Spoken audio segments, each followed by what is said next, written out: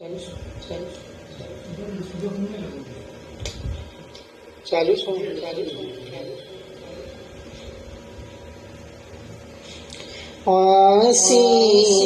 جو خود کو سمجھے وہ بندہ فہیم ہے،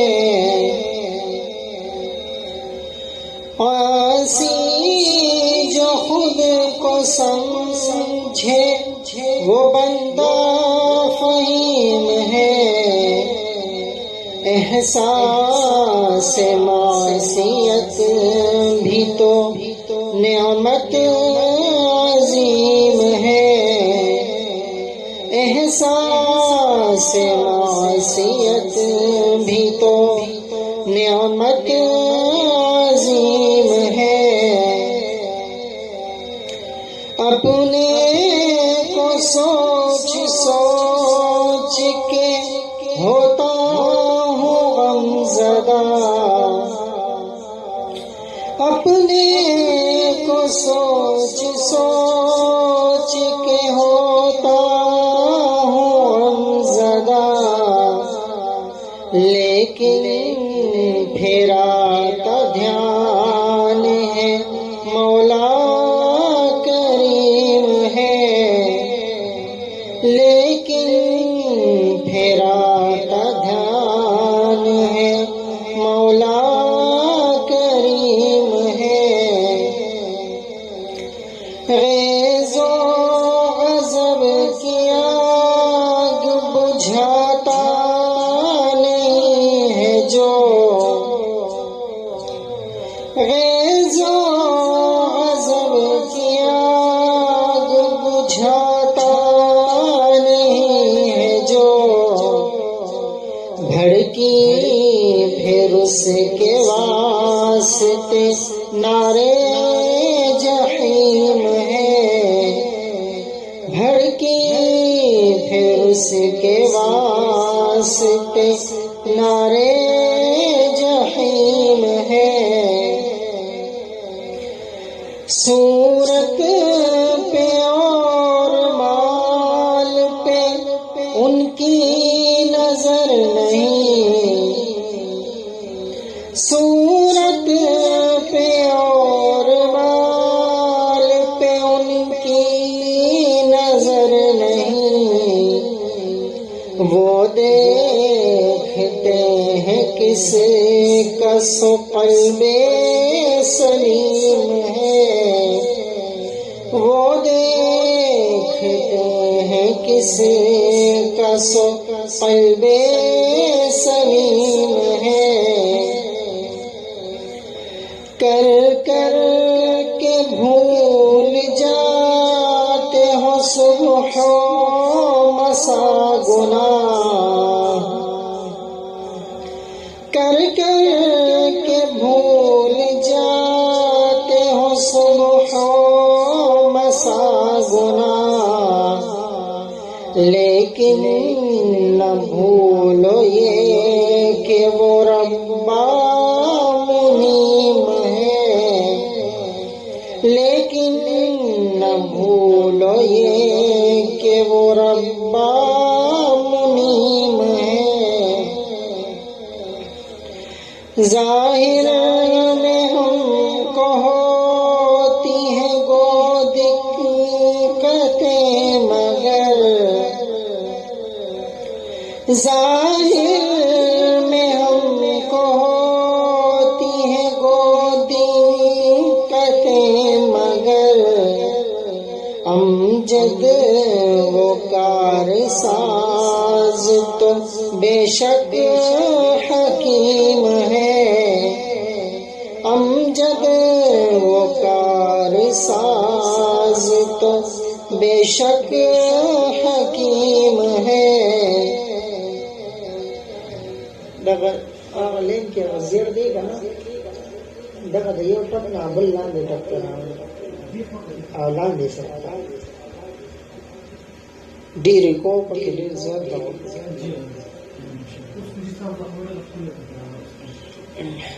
آواز کم کرو زیادہ غول کم جیسے پہلا شعر ہے کہ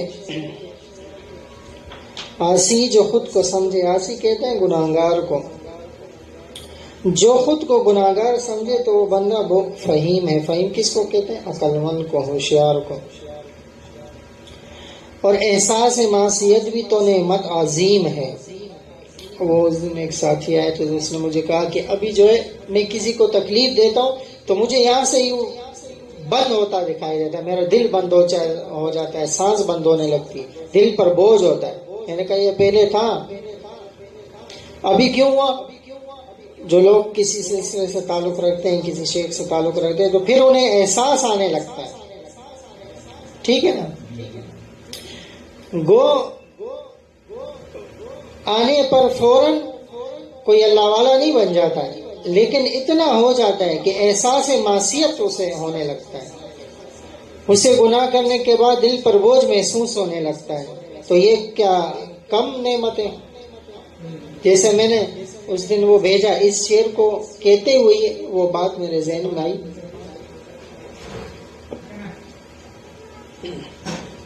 کیسے بات تھی وہ، کہ ایک لمحے کا عبادت گزار بن کے اپنے آپ کو عبادت گزار سمجھنا، اس سے لاکھ درجہ کروڑ درجہ وہ بندہ بہتر ہے جو گناہگار ہو کر 100 سال کا گناہگار ہو کر خود کو گناہگار سمجھتا ہے۔ ایک بندہ ہے، وہ نماز پڑھ کے باہر نکلا، کسی ریڑھی والے کو دیکھا، کسی فروٹ والے کو دیکھا، کسی دکاندار کو دیکھا، کسی رکشے والے کو دیکھا کہ وہ نماز نہیں پڑھ رہا، اس کے دل میں حقارت آئی، دیکھو نماز نہیں پڑھتا، وہ فعل سے تو صحیح ہے۔ تو یہ بہت سمجھداری عقل مندی کی بات ہے۔ تو یہ اللہ والے ہوتے ہیں، پھر وہی اس کو مینج کر سکتے ہیں، وہی اس کو برقرار رکھ سکتے ہیں کہ اب یہ ہم اس کو کم سمجھ رہے ہیں یا اس کے فعل کو کم سمجھ رہے ہیں۔ تو یہ نماز پڑھ کے اگر نکلا اور کسی بے نمازی کو حقارت سے دیکھا تو گو نماز تو پڑھی، لیکن اس نے فرض تو اس کے سر سے اتر گیا، لیکن تکبر کا گناہ اس کے سر پہ ڈال دیا گیا۔ اس نماز پڑھنے کے ساتھ یہ جہنم میں جائے گا۔ کیوں؟ کہ دوسرے کو اس نے حقیر سمجھا۔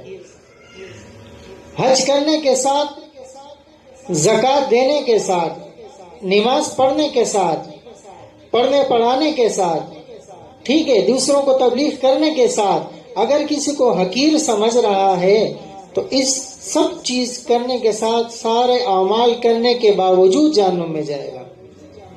اس کی وجہ یہی ہے کہ دوسروں کو حقیر سمجھ رہا ہے۔ اگر اس کا اپنا فعل تو نہیں ہے، کسی نے نماز پڑھی تو کیا اس کا اپنا فعل ہوا؟ کسی کو حج کی توفیق ہوئی، اللہ تعالیٰ نے پیسہ دیا تو کیا اس کا اپنا فعل ہوا؟ کسی نے زکوٰۃ دی، کسی نے صدقہ و خیرات کر لیا، کسی نے تہجد پڑھی، ذکر و اذکار کر لیے، تلاوت کر لی، کسی کی مدد کر دی، تو کیا یہ اس کا اپنا ذاتی فعل ہے؟ ذاتی فعل تھوڑی ہے۔ کتنے لوگ ایسے ہیں کہ جن کے پاس مال و دولت ہر چیز ہوتی ہے لیکن وہ یہ کام نہیں کرتے، ان کے پاس صحت ہوتی ہے، نماز نہیں پڑھتے۔ تو یہ جو آپ کو توفیق ہو رہی ہے تو یہ تو اللہ تعالیٰ کا احسان سمجھے، اس پہ اترائے نہیں۔ جو اتراتا ہے تو پھر اس کو اس کا نور نہیں ملے گا، اور صرف نور نہ ملنا تو کافی نہیں ہے۔ صرف نور نہ ملے تو چلو یہاں پر بھی بات ختم ہو گئی، نہیں، اس کی وجہ سے، حقارت کی وجہ سے جہنم میں جائے گا۔ تو اب کہاں گئی ساری نمازیں، ساری عمر کی تہجدیں اور ذکر اذکار اور سارے اعمال کہاں گئے؟ دوسرے کو اگر حقیر سمجھا۔ بالفرض کسی نے کوئی گناہ کر لیا، اس کی آپ کو پتہ لگ گیا اس کا کہ اس نے گناہ کیا، یہ عین ممکن ہے اس نے توبہ کر لی، اب اس نے آج گناہ کیا اور توبہ کر لی اور آپ اس کو کم سمجھ رہے ہیں، 10 سال کے بعد بھی جب آپ کے سامنے آتا ہے، یہ تو وہی ہے نا۔ اب اللہ تعالیٰ نے تو اس کو اسی ٹائم معاف کر دیا تھا، آپ معاف نہیں کر رہے، آپ کے دل میں ہے، آپ اس کو کم سمجھ رہے، تو وہ تو معاف کر کے اللہ کا محبوب ہو گیا، گناہ سے توبہ کر کے۔ ان اللہ یحب التوابین، توبہ کی اللہ تعالیٰ کا محبوب بن گیا۔ تو جو اللہ تعالیٰ کا محبوب بن جائے، اس کو حقارت سے کوئی دیکھے گا تو اس کو اللہ تعالیٰ چھوڑے گا پھر؟ تو یہ کہتے ہیں نا کہ جس کے دل میں رائی کے برابر بھی تکبر ہوگا تو وہ جنت کی ہوا بھی اس کو نہیں لگے گی. یہ کیا چیز ہے؟ یہ کوئی ہوائی باتیں نہیں ہیں. اسی لیے جایا جاتے ہیں اہل اللہ کے پاس، اللہ والوں کے پاس، کہ وہ مٹائے اپنے آپ کو. یہ نہ ہو بے شک کہ کوئی بندہ جو ہے بڑے بڑے مراتب طے کر لے. ہم تو بڑا مرتبہ کس کو سمجھتے ہیں کہ ذکر اذکار پہ آ گئے تو بس بڑا مرتبہ ہو گیا، نمازوں پہ آ گئے، ٹھیک ہے یہ تو ہونا چاہیے، تو فرض ہے اس کے اوپر. لیکن اس کے ساتھ ایک چیز، گناہگار تو سب ہے. اللہ تعالیٰ نے کہہ دیا کلو بنی آدم خطاؤں. تو جب اللہ تعالیٰ نے کہہ دیا، جس نے بنایا ہے، جو مشین جس نے بنائی ہے، اب یہ مکسر کسی کمپنی نے بنایا ہے، کمپنی نے کہا 1 سال تک چلے گا، اس کے آگے نہیں چلے گا. تو آپ کہیں کہ یہ تو غلط کہہ رہے کمپنی. بھائی کمپنی نے یہ چیز اس کے اندر جو سسٹم جو وہ کیا ہے، ڈاؤن لوڈ کیا ہے، جو اس کے اندر سسٹم لگایا، اس کو پتہ ہے کہ یہ اتنا ہی چلے گا. اب یہ ہے اس کا یہ اسپیکر ہے، اس کا والیوم جو ہے فل کیوں نہیں کھولتے؟ شور کیوں کرنے لگ جاتا ہے؟ ابھی گھمایا کیوں؟ اس میں اتنی قوت ہی نہیں ہے. تو یہ 150 واٹ کا ہے، اس مکسر کا اور اس کا مقابلہ نہیں ہو سکا. ہم چاہ رہے ہیں نا کہ بڑا اسپیکر لے آئے، کیوں؟ اس کے اندر انسٹال ہی یہ چیز ہوئی ہے، اس میں طاقت ہی اتنی نہیں ہے. تو اللہ تعالیٰ نے کہہ دیا کہ کلو بنی آدم خطاؤن، تمام بنی آدم خطا کار ہے. تو پھر کون پاکی کا دعویٰ کر سکتا ہے؟ اب اللہ تعالیٰ نے کہہ دیا کہ کل بنی آدم خطاؤن، تمام بنی آدم خطا کار ہے. تو ہم سب اپنے آپ کو کہہ رہے ہیں کہ ہم میں اللہ تعالیٰ نے خطا کار کہا تو اپنے آپ کو خطا کار ہی سمجھے. جو اللہ تعالیٰ کی اس بات کو اپنے ذہن میں رکھے گا وہ کامیاب ہے، اور جو کہے گا کہ نہیں میں تو خطا کار نہیں ہوں، گیا پہ. سمجھ آ رہی ہے؟ وہ لگ رہا کیا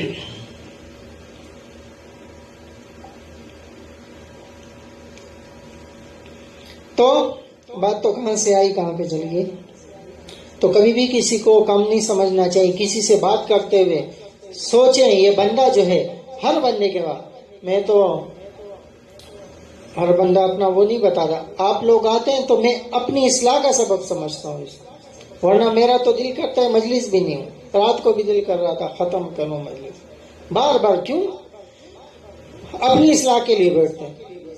جو بھی آئے، کوئی شیخ ہو چاہے کوئی بھی ہو، تو ہر بندے کو سامنے والے سے جس سے بات ہو رہی ہے، جو آپ کے سامنے جسے میسج کر رہے ہیں، جو آپ سے غائبانہ طور پہ اس سے رابطہ ہو رہا ہے، میسج کے ذریعے، کال کے ذریعے، کسی بھی ذریعے سے، تکبر کا انداز نہیں ہونا چاہیے، متکبرانہ انداز، تحکم کا لہجہ نہیں ہونا چاہیے، عاجزی کے ساتھ.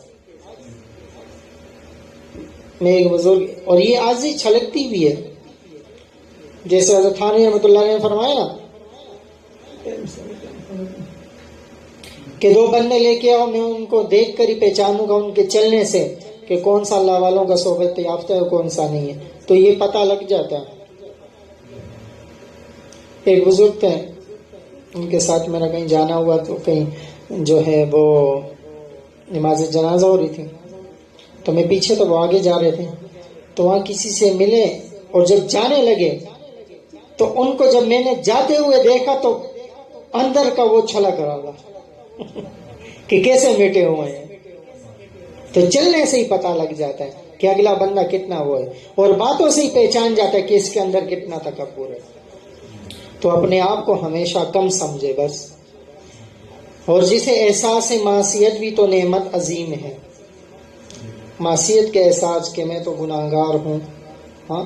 اور عاصی جو خود کو سمجھے وہ بندہ فہیم ہے. تو جو اپنے آپ کو گناہگار سمجھے گا وہ فہیم بندہ ہے.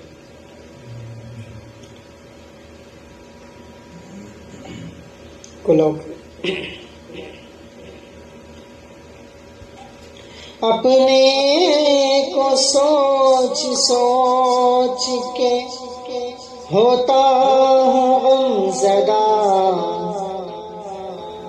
اپنے کو सोच सोच के होता हूँ गमज़दा, लेकिन फिर आता ध्यान है मौला करीम है, लेकिन फिर आता ध्यान है मौला کریم ہے. اب اس کے ساتھ یہ اس شعر کے بعد آ گیا، چلو ایک ترتیب بھی آ گیا. وہاں جو بندہ اپنے آپ کو گناہگار سمجھے تو کیا ہے وہ عقل مند ہے، لیکن اب اتنے گناہگار سمجھے کہ بس ڈر ڈر کے کامتا رہے. تو یہ دوسرا شعر اس کی ترجمانی کرتا ہے. اگر کسی کے ذہن میں آ جائے کہ یار بس اتنا ڈریں کہ کوئی کام ہی نہ کریں ٹھیک، تو دوسرا شعر ہے کہ اپنے کو سوچ سوچ کے ہوتا ہوں غمزدہ. اپنے کو یعنی اپنے آپ کو سوچ سوچ کے، اپنے اعمال کو سوچ سوچ کے، اپنی حالت کو دیکھ دیکھ کے سوچ سوچ کے غمزدہ ہوتا ہوں، فکر مند ہوتا ہوں کہ کیا ہوگا میرا، کیا ہوگا. دوسرا مصرع ہے لیکن پھر فوراً خیال آتا ہے کہ مولا کریم ہے تو وہ بندہ کامیاب ہے جو ڈر اور امید کے درمیان رہے، ڈر ڈر کے کرتا رہے، کر کر کے ڈرتا لے کے لیکن امید بھی ہو، اللہ تعالیٰ پر نظر بھی ہو. کھلو کا ریز و غضب کی آگ بجھاتا نہیں ہے جو، ریز و غضب کی آگ بجھاتا نہیں ہے جو، بھڑکی پھر اس کے واسطے نارے جہیم ہے، بھڑکی پھر اس کے واسطے نارے جہیم ہے. غیظ و غضب کی آگ یعنی غصے کی آگ جو اپنی نہیں بجھاتا، جس کے ماتھے پر ہر ٹائم 12 بج رہے ہو، جو ہر ٹائم کیلا کھا کے آیا ہوتا ہے. پٹھان کہتے ہیں نا کیلا دے پڑا لے گا ہاں، جو ہر ٹائم غصے میں ہو، آنکھیں اس کی لال ہو، کیا بھائی بلڈ پریشر کا مریض ہو، میرے قریب نہیں آؤ. بلڈ پریشر کا نہیں ہے، روحانی بلڈ پریشر کا مریض ہے ٹھیک ہے نا. اچھا ایک بات اور بھی دینا، یہ جو بلڈ پریشر ہوتا ہے نا جسمانی ہے نا، اس کے لیے ڈاکٹر بھی پھر جسمانی چاہیے ہوتا ہے. اگر اصلی مرض ہوگا تو اصلی ڈاکٹر چاہیے، نقلی مرض ہے تو نقلی ڈاکٹر چاہیے. مطلب بلڈ پریشر کا کوئی مریض ہے تو اسے ڈاکٹر کے پاس لے کے جائیں جو صحیح ڈاکٹر ہو اصلی. لیکن نام بلڈ پریشر کا ہو اور کام دوسرا ہو تو پھر اس کے لیے نقلی ڈاکٹر اس کے سامنے ایسے چوکو کھڑا کرے پھر وہ اس کا علاج کرے گا. ٹھیک ہے، اس کے سامنے کسی سپاہی کو کھڑا کرے، اس کے سامنے کسی پہلوان کو لا کے کھڑا کرے تو کیا ہوا؟ 3 چیزیں ہو گئی. ایک جھوٹا مرض، جھوٹا ڈاکٹر. ٹھیک ہے، اس نے نام لیا بلڈ پریشر جو کہ جسمانی اصلی مرض ہے، اور یہ نقلی مرض کا اس نے نام لیا اور ہے اس کا اندر روحانی مرض. تو جھوٹا ڈاکٹر لے کے آیا، ان کے سامنے پہلوان کو لے کے آیا کہ یہ ڈاکٹر یہ بھی آپ کا علاج کرے گا، ابھی آپ کی پسلی ہڈی توڑے گا. لیکن اگر جسمانی مرض حقیقی ہے تو پھر ڈاکٹر کے پاس لے کے جائیں. لیکن اگر یہ نقلی اس نے نام رکھا ہوا ہے تو جب نقلی نام رکھا ہوا ہے تو کیا مطلب ہے؟ یہ کون سا مرض ہے؟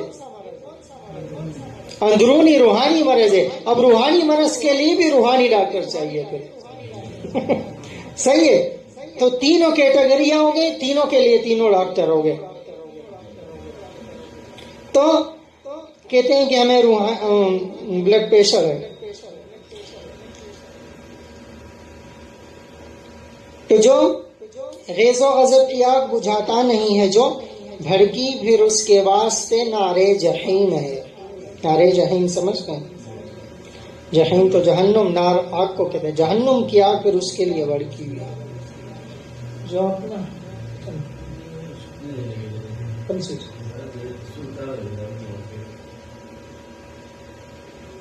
اسپرے ده پتہ نه لګي سوجو کې دي شو مغه مسلې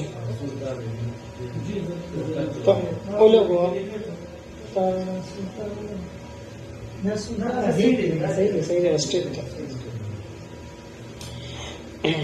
ٹھیک ہے. تو بھڑکی پھر اس کے واسطے نعرے جہیم ہے کلر کے اس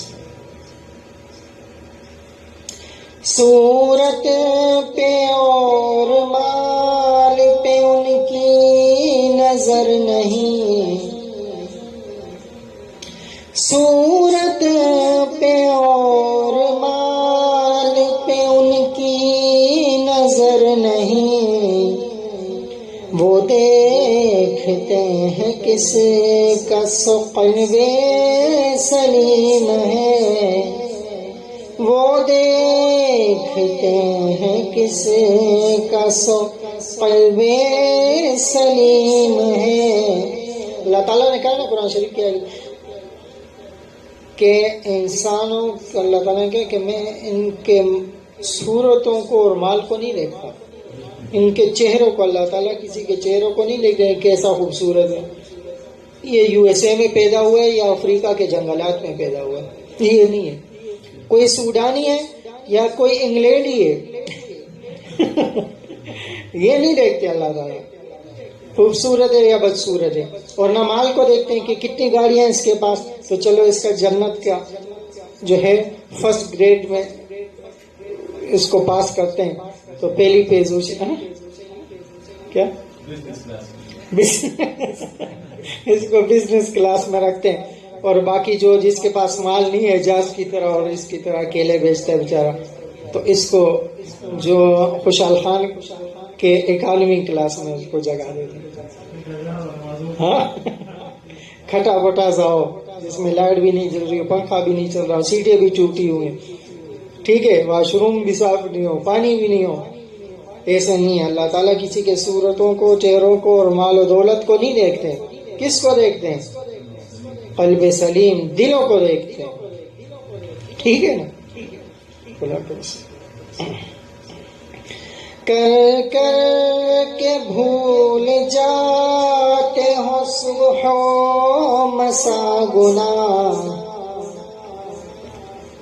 کر کر کے بھول جاتے ہو صبح و مسا گناہ, لیکن نہ بھولو یہ کہ وہ ربا منیم ہے, لیکن نہ بھولو یہ کہ وہ ربا منیم ہے. کر کر کے بھول جاتے ہو صبح و مساء گناہ. صبح و مساء کس کو کہتے ہیں؟ صبح شام. ٹھیک ہے, ہم کیا کرتے ہیں کر کر کے بھول جاتے, پتہ ہی نہیں ہوتا. لیکن یہ نہیں بھولو کہ وہ ربا منیم ہے. منیم کہتے ہیں حساب کتاب رکھنے والا. اللہ تعالیٰ کیا 20 سال پہلے کسی نے کچھ کیا اس کو یاد بھی نہیں ہوا, وہاں پہ جب پرچہ سامنے آئے گا پھر اس کی آنکھیں پھٹی کی پھٹی رہ جائیں گی. یہ کیا؟ اللہ تعالیٰ کے پاس لکھا ہوا ہے سب کچھ, فرشتے لکھ رہے ہیں نا, تو اللہ تعالیٰ کے علم میں ہے. اب اس کا ایک ہی ذریعہ ہے, اس کو اریز کرنے کا ذریعہ کیا ہے؟ توبہ کر, بس وہ جو لکھا ہوا ہے مٹ جائے گا. ٹھیک ہے, تو ہمیشہ ہی توبہ کرتے ہیں. کھلو ظاہر میں ہم کو ہوتی ہیں گو دقتیں, مگر ظاہر میں ہم کو ہوتی ہیں گو دقتیں, مگر امجد وہ کار ساز تو بے شک حکیم ہے, امجد وہ کار ساز تو بے شک حکیم ہے. ظاہر میں ہم کو ہوتی ہیں وہ دقتیں, مگر اگرچہ ہمیں تکلیف ہوتی ہے نا, کسی کا بیٹا فوت ہو گیا, کسی کی بیٹی فوت ہو گئی, تکلیف ہے یا نہیں ظاہراً. لیکن اگر نابالغ بچہ ہے فوت ہو گیا, انہوں نے صبر کر لیا, تو قیامت کے دن وہ جنت میں جائے گا ہی نہیں ایسے کہ ماں باپ کو اپنے ساتھ نہیں لے جائے. تو نعمت ہوئی یا نہیں؟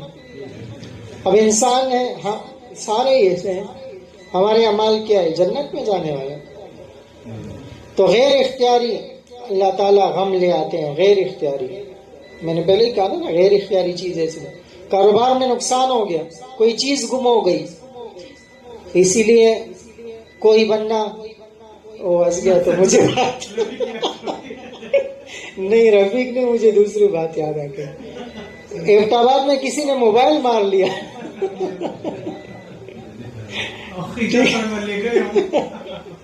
اب نقصان ہوا نا، قیامت کے دن یہ موبائل نظر آ جائے گا انشاءاللہ. ہاں کسی نے کیلے چورا لیے، 10 درجن ڈالے تھے، نماز پڑھنے کے آیا 5 درجن ہے، 5 کوئی اور لے گیا. پھر ہاں ہوا ہے ایسا، وہ کیلا انشاءاللہ قیامت کے دن ملے گا. ٹھیک ہے، تو یہ گو ہمیں دقتیں ہوتی ہیں، پریشانیاں ہوتی ہے ظاہراً، لیکن امجد وہ کارساز ہے. اب یہ کارساز کا لفظ غائبانہ اللہ تعالیٰ نے خود ہی دیا، مجھے تو میں یہ نہیں ڈال رہا تھا. امجد وہ کارساز ہے، وہ کام بنانے والا ہے. ایسا کارساز ہے کہ وہ حکیم بھی ہے. حکیم ہے نا، اللہ تعالیٰ حاکم بھی ہے اور حکیم بھی ہے. حاکم یہ کہ اس کی مرضی ہے، بیٹا لینا چاہے تو لے لے، بیٹی لینا چاہے تو لے لے، کاروبار ٹھپ کرنا چاہے تو کر دے، اس کی مرضی ہے. حاکم ہے، کوئی پوچھنے والا ہے. لیکن حکیم ہے، ایسی کسی کا بیٹا بیٹی نہیں لیتا، ایسی کسی کو کاروباروں میں نقصان نہیں ہوتا، ایسی کوئی بیمار نہیں ہوتا. اس کو پتہ ہے کہ اس کا درجہ تو میں نے فلاں جگہ پہ رکھا ہوا ہے، یہ اس کو تو بڑا اللہ والا بنانا ہے اور یہ آگے جا نہیں سکتا. تو اب یہ غیر اختیاری غم لے کے پھر وہ جب اس پہ صبر کرتا ہے تو آگے پہنچا دیتے ہیں. اللہ تعالیٰ عمل کی توفیق. صدق اللہ العظیم. الحمد لله رب العالمين والصلاة والسلام على رسول الكريم يا أول الأولين يا آخر الآخرين يا ذي القوة المتين يا رحم المساكين يا أرحم الراحمين يا أرحم الراحمين يا أرحم الراحمين. إليك ربي فحببني إليك ربي فحببني إليك ربي فحببني. اللهم اغفر لي للمؤمنين والمؤمنات والمسلمين والمسلمات. وصلى الله تعالى على خير خلقه سيدنا محمد وعلى آله وأصحابه أجمعين. آمين برحمتك.